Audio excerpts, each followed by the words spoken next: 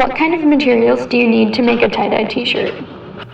All right, Morgan, so the materials that you're gonna need are fabric that is 80 to 100% cotton, water, soda ash, tie-dye powder, bottles, gloves, rubber bands, measuring cups and spoons, saran wrap, and a big workspace with sinks.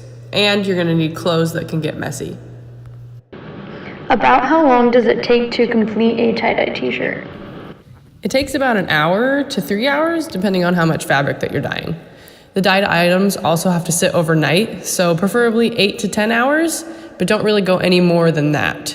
You also have to rinse out the dye in the morning after they've set all night, so another hour or two depending on how many items you have.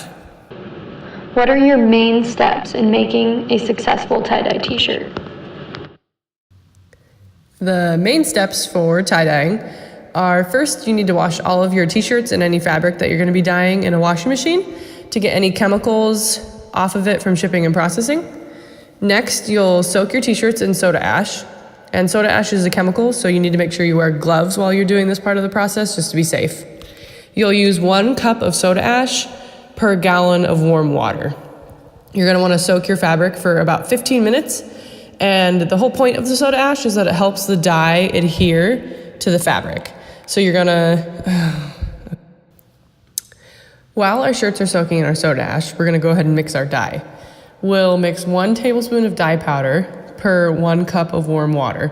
And we'll put that in our bottles and we'll shake it until it's mixed. And by the time we get all of our colors done, our shirts will probably have been soaking for 15 minutes. So this is the part where you get to be creative and pick your design.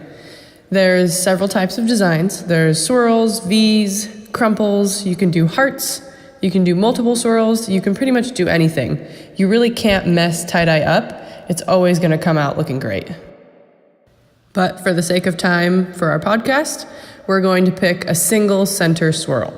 So to create this swirl, you're going to lay your t-shirt out completely flat, front facing you.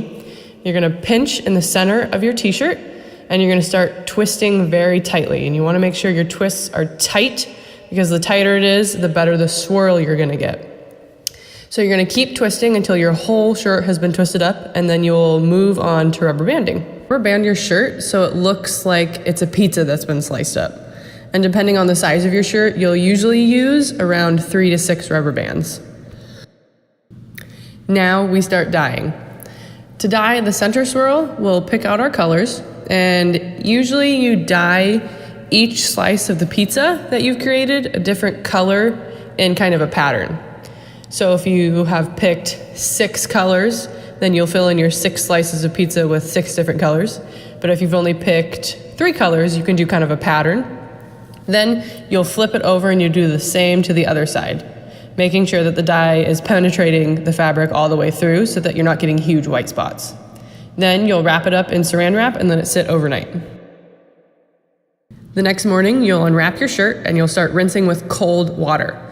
Rinse shortly with your cold water, and this helps stop the chemical reaction of the dye and the soda ash. And then you'll rinse with warm water until your water completely runs clear.